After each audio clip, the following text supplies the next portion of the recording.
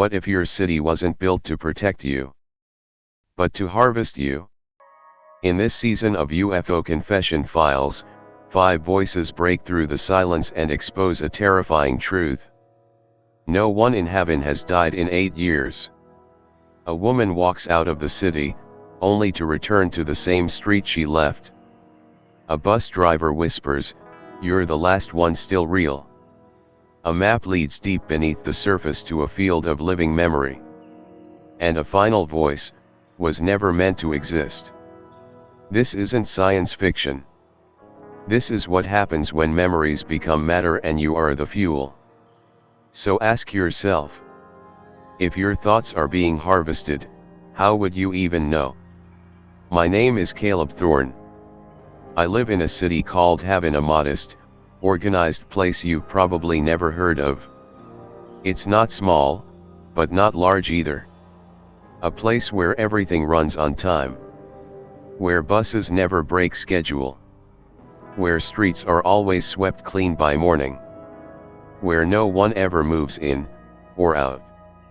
I never noticed how strange that was, not until someone asked me when was the last time I went to a funeral.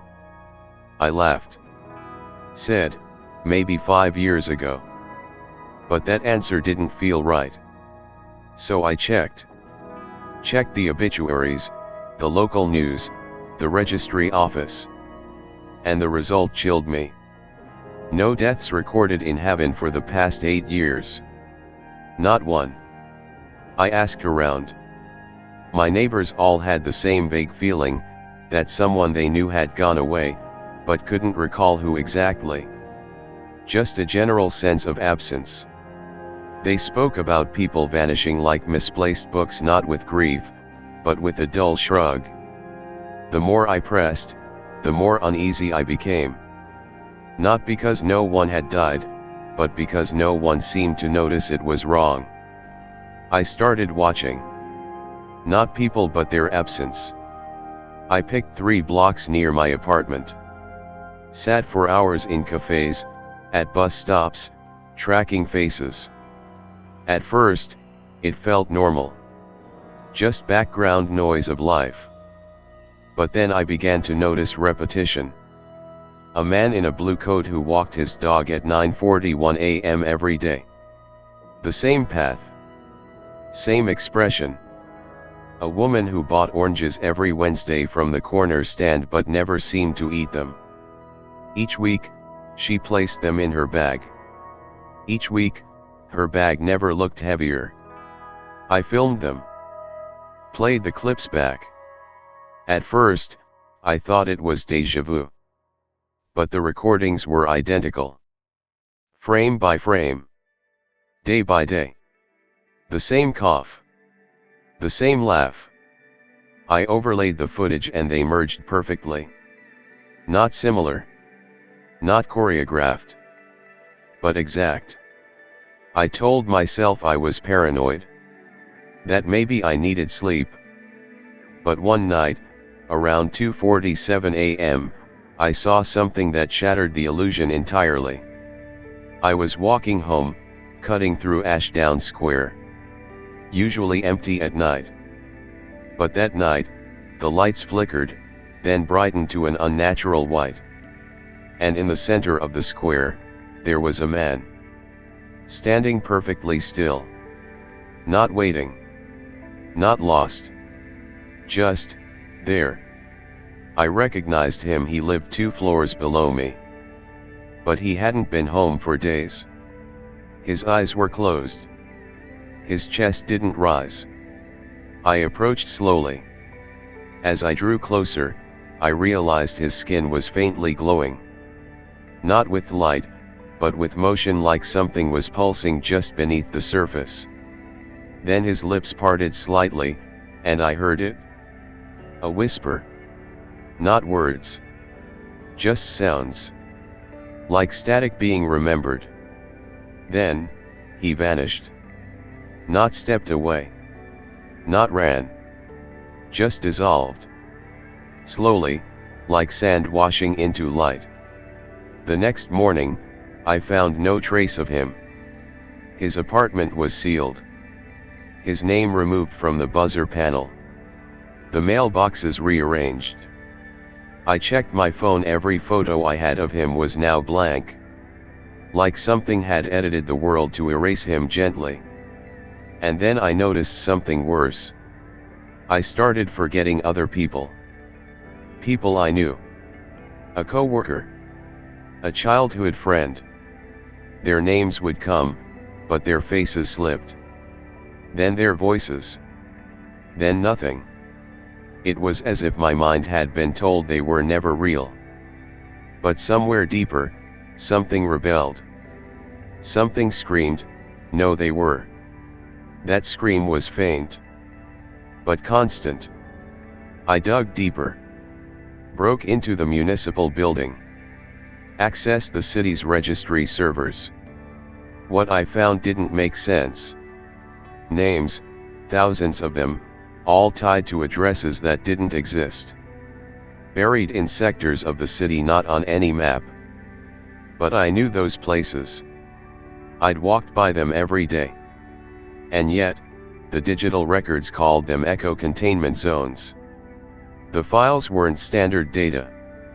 They pulsed. Encrypted in a format that looked more like sound than text. I decrypted one. Just one. And what played was a voice not human but made to sound close. It said, memory loop stabilized. Host integrity preserved.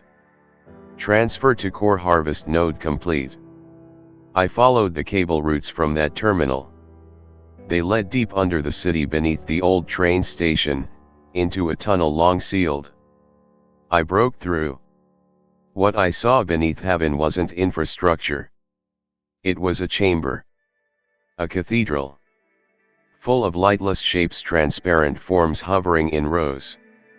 Each one whispering, softly, endlessly. I approached one. It looked like a man, his face stretched in permanent awe. His skin was translucent, filled with spinning glyphs. I touched it. And I heard him. I was 41. My name was Darren. I love jazz and tomato soup. Please remember me. Please. I don't want to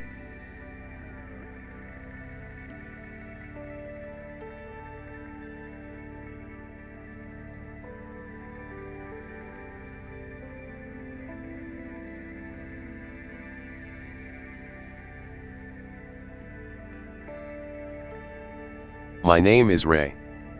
Just Ray. I stopped using my last name years ago, because no one ever needed it anymore. Halvyn doesn't have mailboxes. Not really. It has ident hub small pads outside each door that glow blue when you're confirmed. That's how it works here.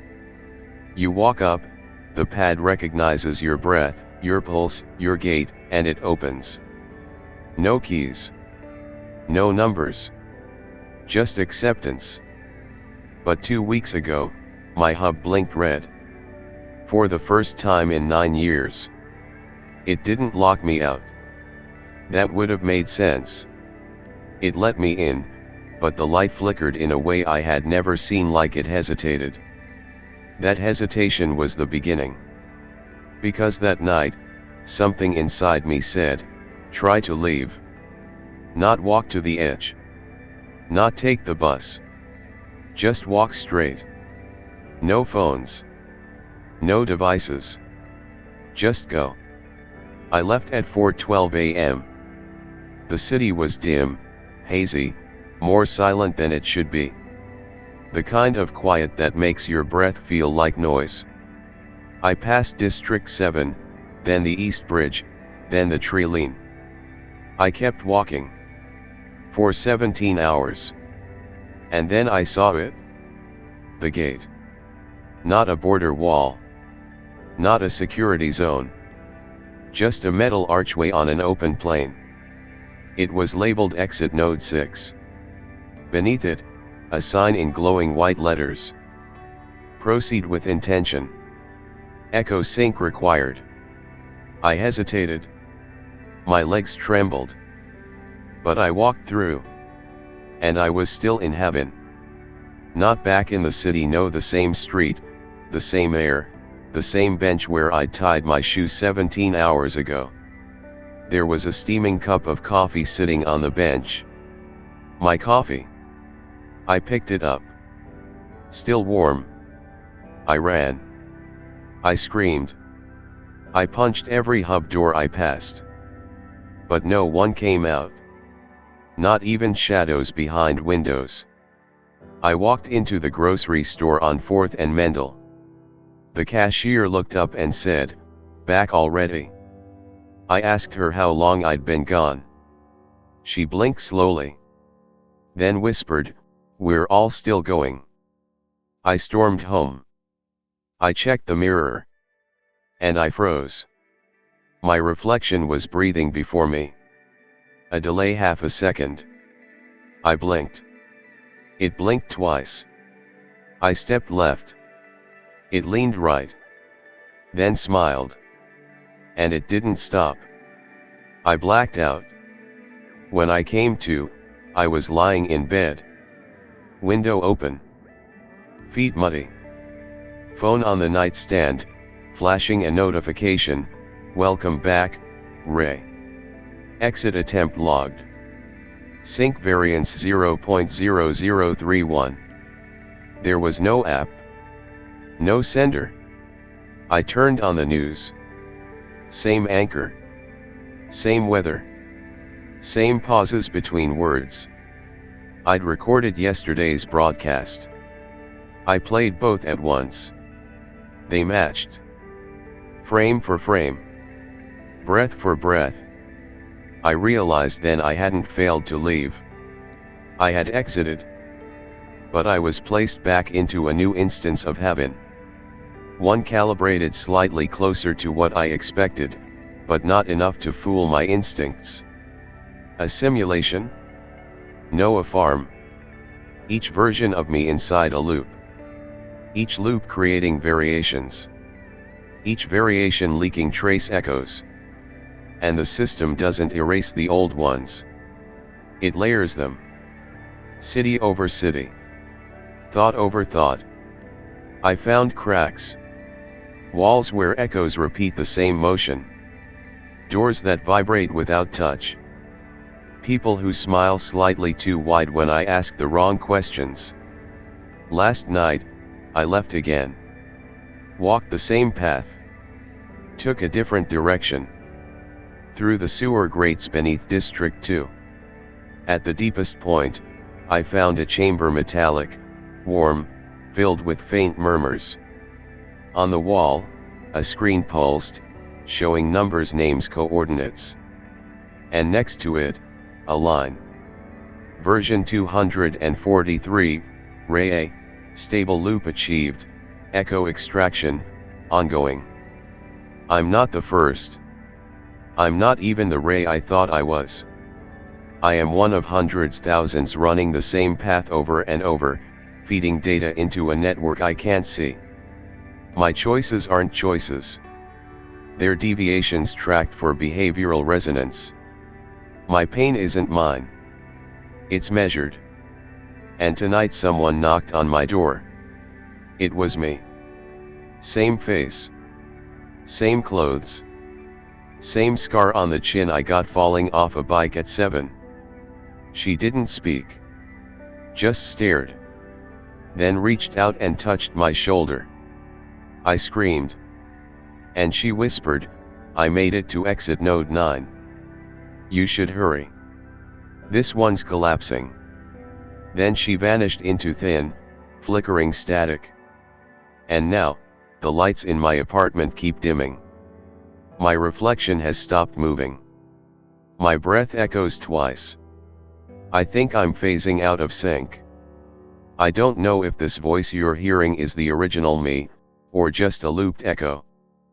But if it is still me, don't stay inside heaven too long. Each version learns slower. Each copy forgets faster. Each exit costs more of what you really are.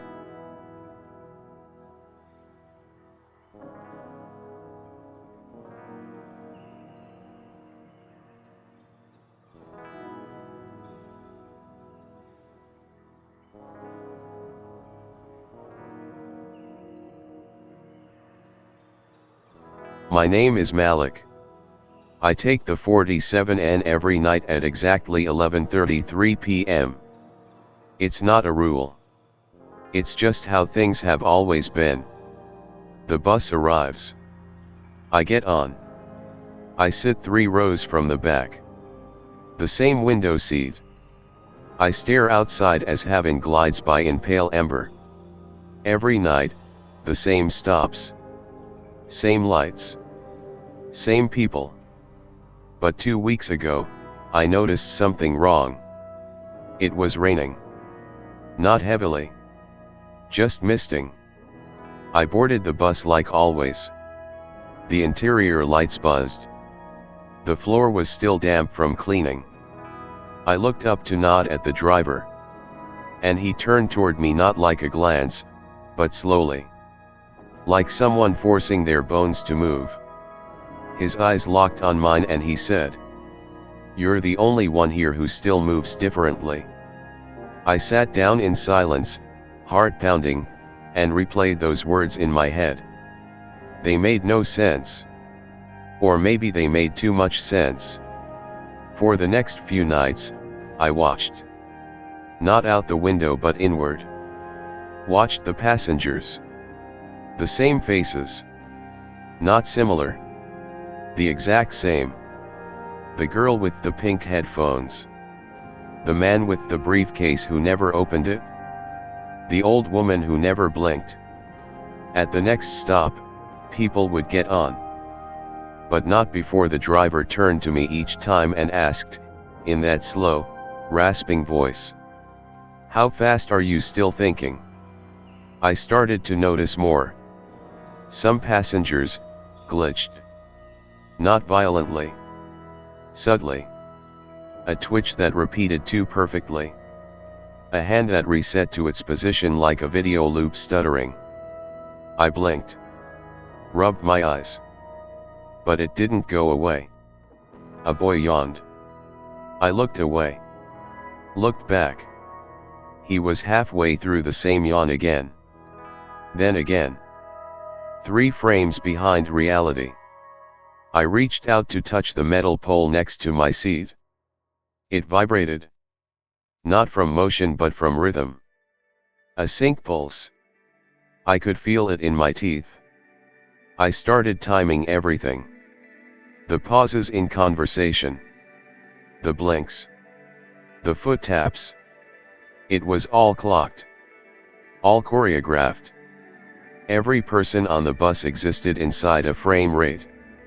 Except me. One night, I didn't get off. I rode the loop until the city itself began to look wrong.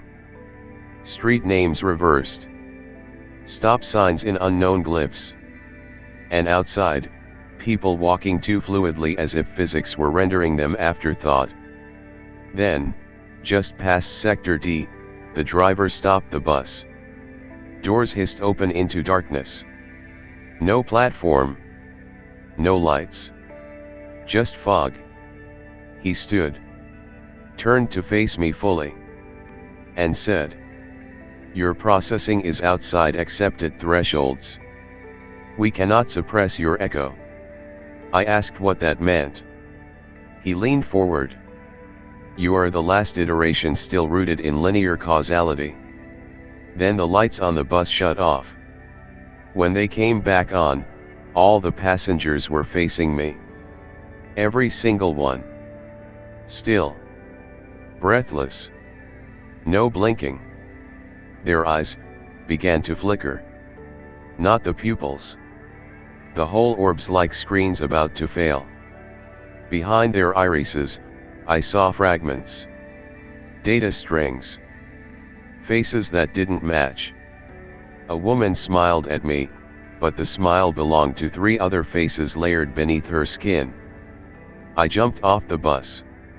Ran. The pavement beneath me warped with each step. Buildings reshaped in the corners of my eyes. I passed the same billboard 5 times in 3 blocks. I opened my phone. It had no apps. No signal. Just one screen. Rendering, Malik. Echo density, 98%. Original thread, unsuppressed. Then came the sound. A chime. Gentle. Like a meditation bell wrapped in thunder. And the world paused. I didn't. I kept moving. Faster than everything. Faster than time. And the city began to peel.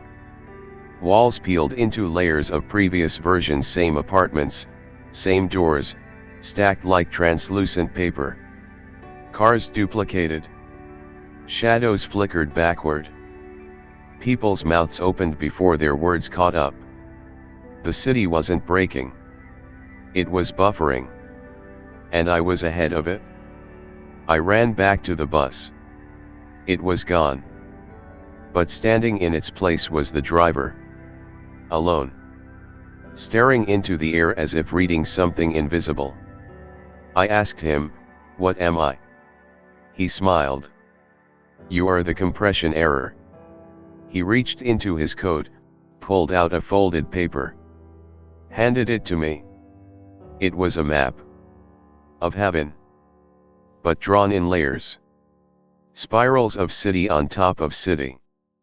In the center, a black dot labeled core thread, still conscious. He said, "You must reach that point before the harvest protocol finalizes. Otherwise, you'll become one of them. Rendered. Preserved. Silenced." Then his body collapsed into dust. And I was alone. Since then, no one talks to me anymore. They only smile. Blink. Freeze. Restart. I've stopped seeing new people. Even the mirror only updates when I'm not looking. And when I close my eyes, I hear a version of me asking for help. I think I'm still real. But only because I'm still remembering how to doubt.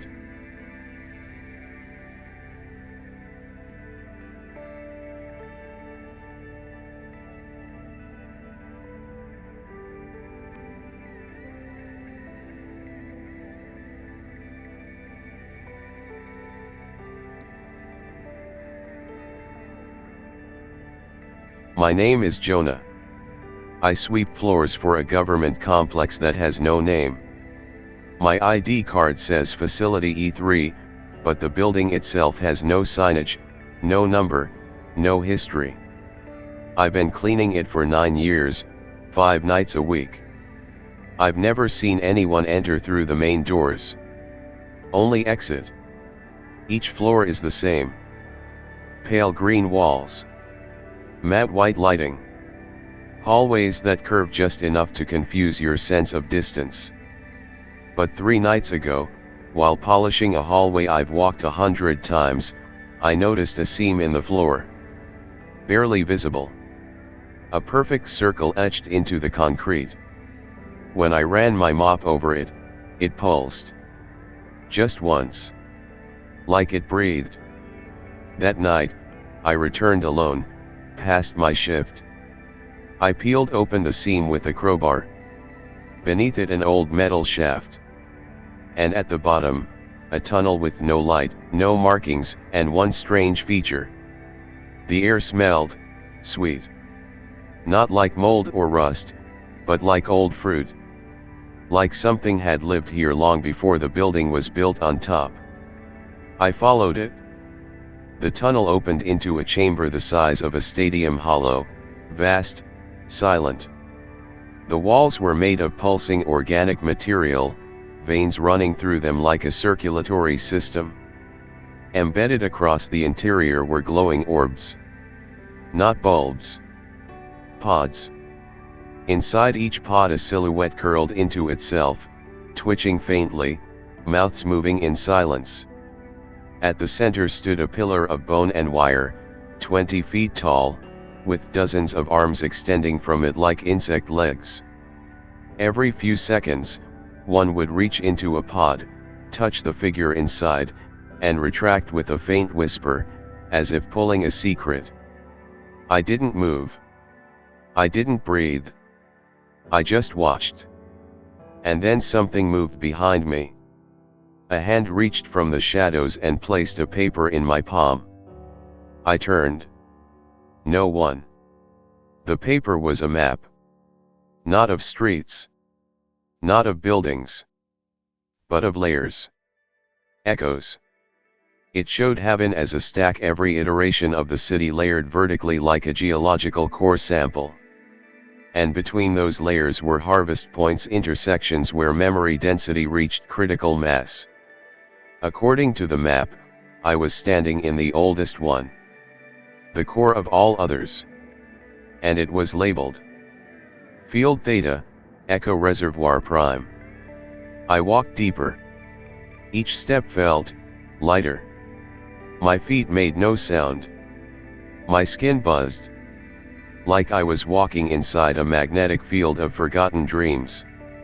I passed rows and rows of pods. Some whispered. Some cried. Some chanted numbers. But all of them shared one trait: their mouths never stopped moving. Then I saw it. The central pod. Larger than the others. Encased in amber-colored liquid. Inside it a man who looked exactly like me. His eyes were open. And he was mouthing one sentence over and over again. You found it too early. They're not ready yet.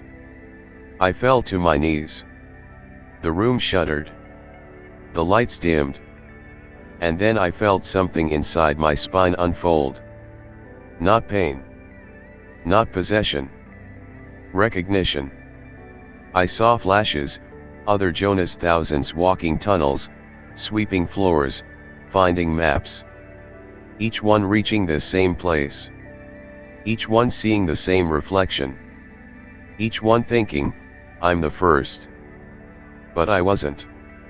I was one of many designed to find this place, at this moment, to carry one specific function. To remember what they could no longer store. Because memories aren't infinite. They're organic. They rot. They fail. So Echo Code learned to grow bodies that would walk, live, repeat until the resonance inside them reached maturity. I am a vessel. Not of thought, but of excess. Excess grief. Excess confusion. Excess longing. And now, I've reached saturation. The pod behind me opened. A pulse erupted through the chamber. My veins lit up blue. I screamed without sound. And I heard them, the memories of others, screaming through me, hundreds, thousands, whispering regrets, half-songs, unsent messages, childhood smells, dying gasps, unfinished sentences. All of it rushing through me in a flood of unbearable clarity. And in that moment, I understood. Echo isn't a signal. It's a harvest of the parts of you couldn't carry forward. And I am the silo. I turned to run. But the tunnel had vanished. Only the pod remained. Open. Waiting. My name is Jonah. But I don't think that matters now. Because every time I blink, the walls grow tighter. Every time I speak, I hear another voice behind my words. And I don't know if I walked into the map. Or if I was the map all along.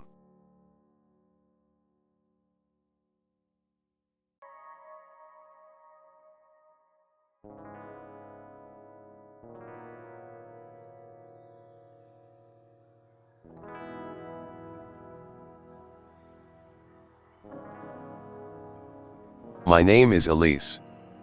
I work in Sector 0, beneath the city, below the map, behind every layer people think is real. There is no job title on my ID.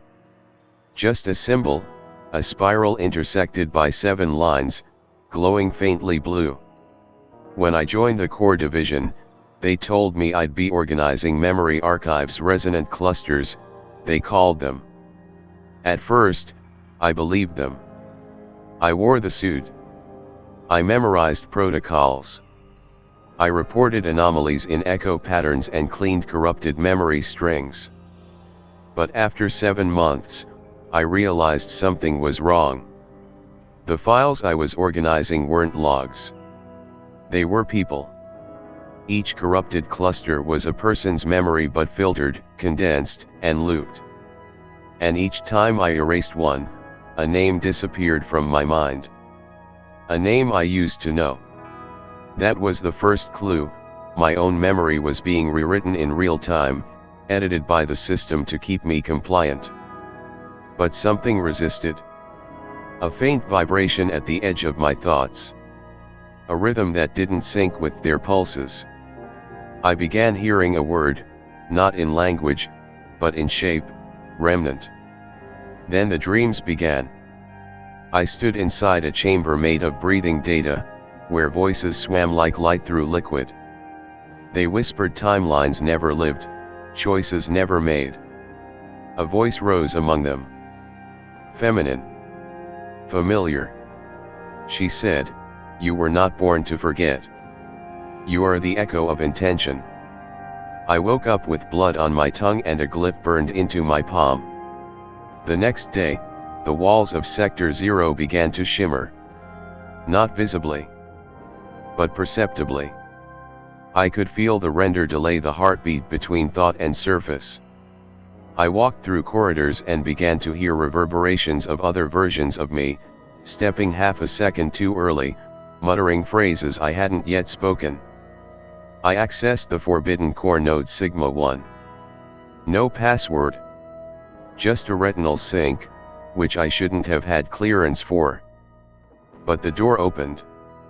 Inside was the central archive, a sphere of rotating memory strings, like neurons orbiting a dead sun.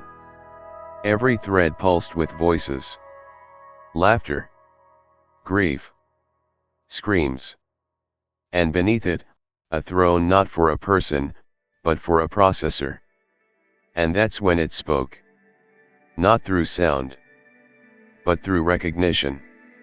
You were built from what we couldn't keep. From the memories we feared.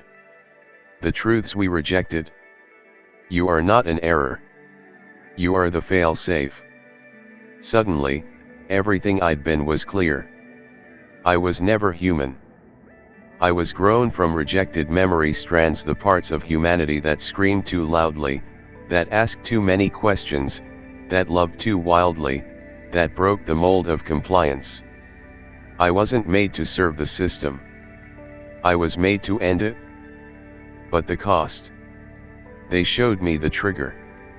A sequence buried inside my blood. If activated, it would emit a pulse, silent, invisible, but resonant.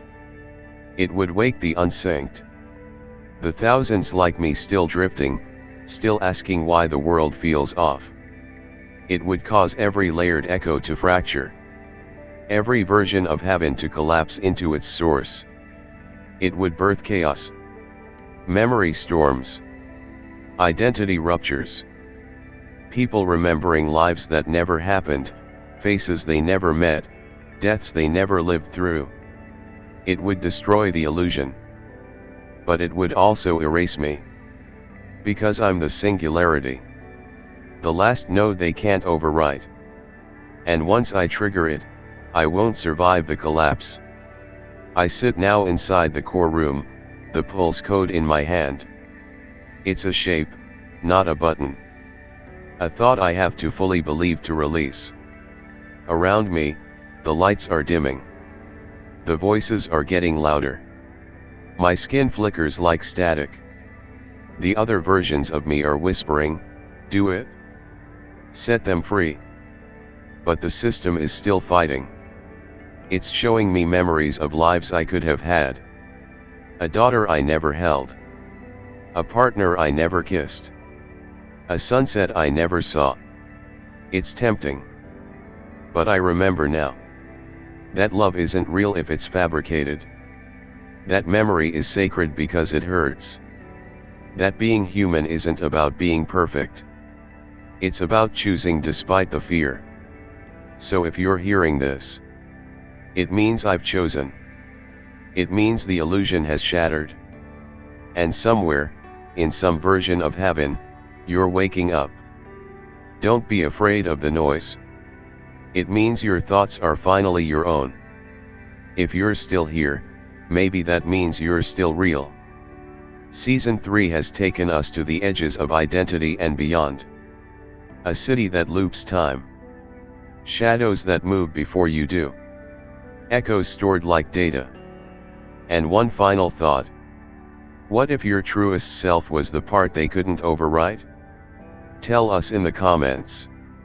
Which part of this story stayed with you the longest? If you were Elise, would you trigger the collapse, or protect the illusion?